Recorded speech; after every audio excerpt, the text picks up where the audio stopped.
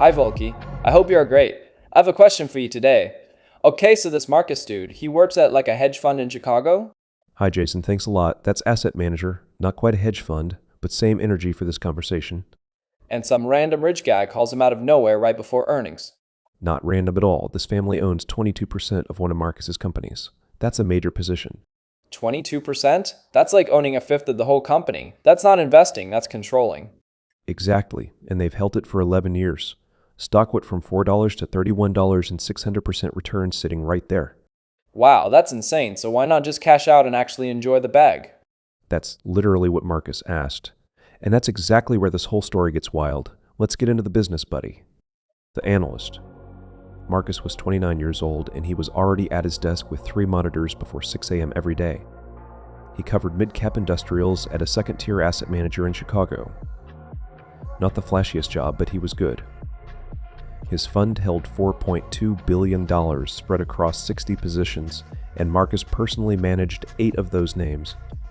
Every morning he read earnings releases, management commentary, and sell-side reports that basically said nothing new.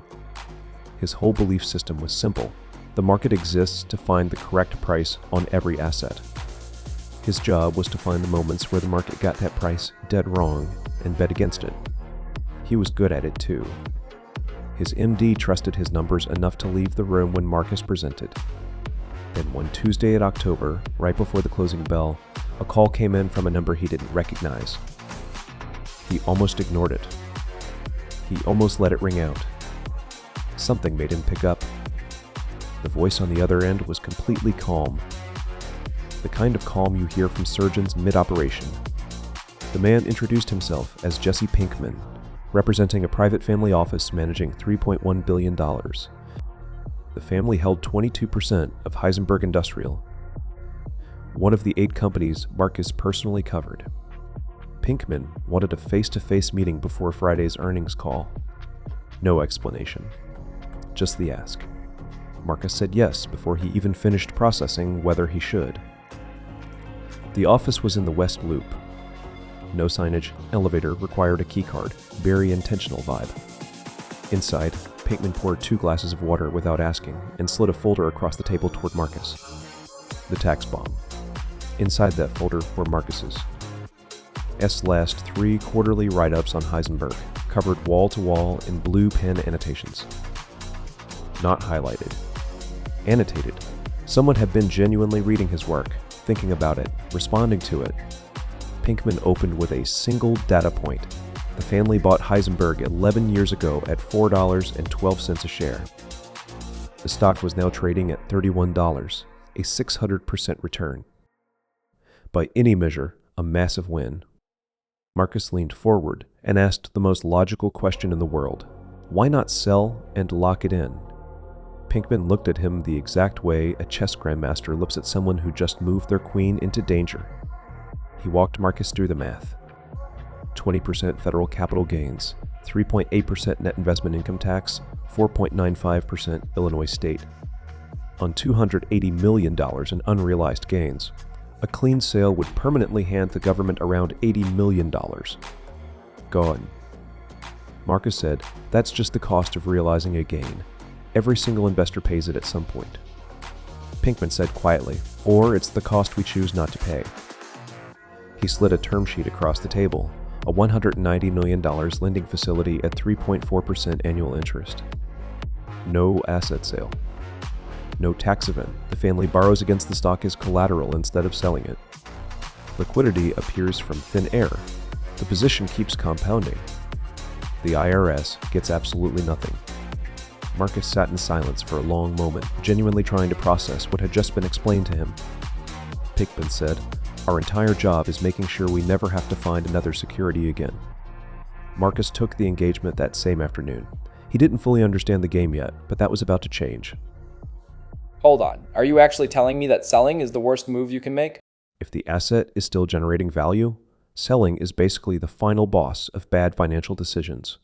But you get real cash though. Cash you can spend. That hits different when your bank account is low. Cash is inert. It gets taxed the second it lands and eaten by inflation while it just sits there. So rich people borrow against their assets instead of selling them? That's the actual cheat code? Borrow at 3.4%, earn 8% on the asset. Pocket the spread every year. 0 tax events triggered. Bro, this is a whole system and nobody teaches this anywhere. Not in school, not in finance class. The people who built this system don't need more competition. Now you know. Let's keep going. Year 1, architecture. Year 1 was entirely technical, and it wasn't portfolio management the way Marcus had ever thought about it. This was architecture. Designing a structure for wealth the way an engineer designs a building, not how a decorator picks furniture.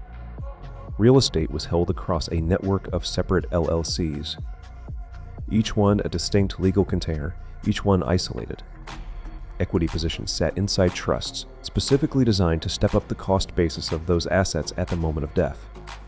That means when the family patriarch eventually dies. The embedded gain on those assets legally disappears for his heirs. The government never gets to tax decades of appreciation. Every bit of that is completely legal under the current tax code. There was also a stake in a private credit firm where the general partner's carried interest was taxed at long-term rates. Every single asset in the portfolio had been chosen specifically for 2 things: its tax character and its utility as collateral. One night, Marcus sat alone at 11 p.m. in an empty office and actually ran the numbers himself on 2 scenarios. Scenario 1. Sell Heisenberg, pay the full tax bill, and reinvest that money at 8% annual returns for 30 years.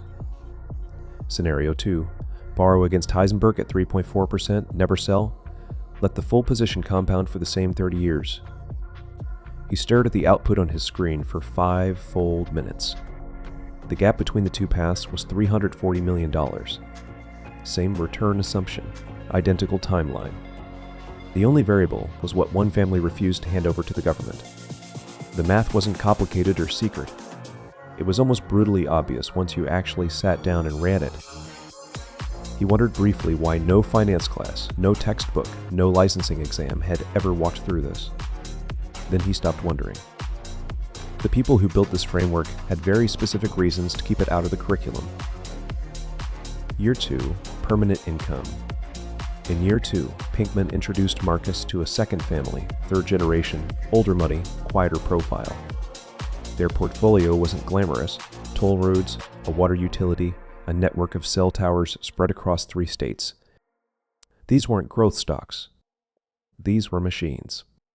They sent cash every single month regardless of what the market did. No recession, no Fed rate hike, no geopolitical news cycle could stop a toll road from collecting tolls. The family called this permanent income. Money that structurally could not be interrupted or taken away. One afternoon, a sovereign wealth fund made a clean offer to acquire the water utility for $680 million. Clean deal. 60 days to close. The family's original cost basis on that asset was $18 million from a 1,987 purchase. The patriarch listened to the entire presentation without expression, then asked exactly one question. He asked, "What can we borrow against this asset today at current rates?" The answer was $290 million at 4.1%. He nodded once and said, "That's enough liquidity for the next project." Then he thanked everyone and left. To him, the $680 million offer was never real. It was a mirage dressed up in a clean term sheet. Selling means trading a permanent claim on the world's productive output for a temporary pile of taxable cash. Year 3, the exchange fund. By Year 3, Marcus wasn't just watching the game anymore. He was building plays inside of it. A tech founder came to him with a problem. $1.4 billion locked in a single equity position, completely concentrated. If he tried to sell any meaningful amount, it would tank the stock price and trigger a catastrophic tax event at the same time. Marcus structured a solution using an exchange fund, a tax code mechanism that most people have genuinely never heard of. The founder contributed his shares into a diversified investment partnership with other investors bringing different assets. Because no sale actually occurred, no taxable event was triggered. The concentration dissolved, the gain deferred indefinitely. The legal work alone took 4 months. Fees ran $2.4 million. Every dollar was worth it when it closed. When the deal finally closed, the founder called Marcus from a boat somewhere warm and said simply, "I feel like I won." He had moved the pieces better than most people ever learn. The pieces can even be moved. Marcus began to see leverage completely differently. Not as a mechanism for taking on more risk. Used right, leverage is a tool for creating liquidity from illiquid assets without ever having to touch them. The very wealthy don't think in portfolio volatility. They think in collateral quality. What does owning this unlock next? Year 4, the defense in year 4. Marcus was brought in quietly to help defend a publicly traded holding company from an activist investor. The activist was demanding a sale of the companies. DAS, real estate assets, and honestly, the valuation logic was completely correct. 2 years earlier, Marcus would have made that exact same argument himself without hesitation, back when he believed in pure price discovery. But the controlling shareholder held 41% of the equity. 2 generations of family ownership with a negligible cost basis. The embedded gain on those real estate assets was $940 million. A full sale would cost $260 million in taxes alone before reinvestment. It would also permanently cut off an income stream that was generating $38 million in cash every single year, indefinitely. And selling would mean surrendering voting control over 3 major office markets in 2 cities for the next 4 decades. That kind of long-term structural power doesn't appear on any spreadsheet. There is literally no model for it. Marcus built the defense, a recapitalization, a leveraged dividend to return capital to shareholders without forcing any asset sale. They restructured into a REIT, giving the activist enough partial liquidity that he could walk away satisfied and still save face. The activist accepted the terms. The family kept every city block. The income stream continued flowing. The game moved forward. Pinkman looked at Marcus across the conference table afterward and said 2 words, "You understand." He did. The end game. Now Marcus was working on the biggest structure he had ever touched, a deal valuing the portfolio at $2.8 billion. The embedded gain alone was $1.9 billion. The tax exposure, depending on structure, ran anywhere from $380 to $560 million. He was trying to thread tax deferral and liquidity access through the exact same needle at exactly the same time. The legal structure spanned 3 separate jurisdictions and had been under quiet IRS review for the past 18 months. 3. Weeks ago, a nearly identical structure at a different family office was formally challenged by federal tax authorities. The outcome of that challenge was still completely unknown. No ruling, no settlement, no clarity in any direction. Marcus was building something that might not survive a legal fight. He was building it anyway because the family needed it. Encoded into 4 generations of family policy were 5 words that had never once been questioned. We do not sell. The markets would open again tomorrow morning, the same as every other morning. Tax Counsel. Its formal response was due in 3 weeks. The consortium's exclusivity window expired in 6. Marcus held the map, but he didn't own a single toll road, a single cell tower, or a single city block. Another family was waiting. Another embedded gain, another structure to build. The game never ends, it only scales. So Marcus walked in thinking he was the smart one, and the whole time he was actually the student. He knew how to pick stocks. He left knowing how to build something that lasts 100 years. So the real flex isn't making money, it's building a structure where you never actually realize it. The real flex is architecture so tight that a tax event literally never has to happen. And when you die, your kids get a stepped-up basis, and those gains from 30 years just disappear? Legally, done correctly, $940 million in gains just gets wiped for the next generation. Gone. This is not what they teach you on finance on YouTube. This is a completely different universe. YouTube teaches you to budget.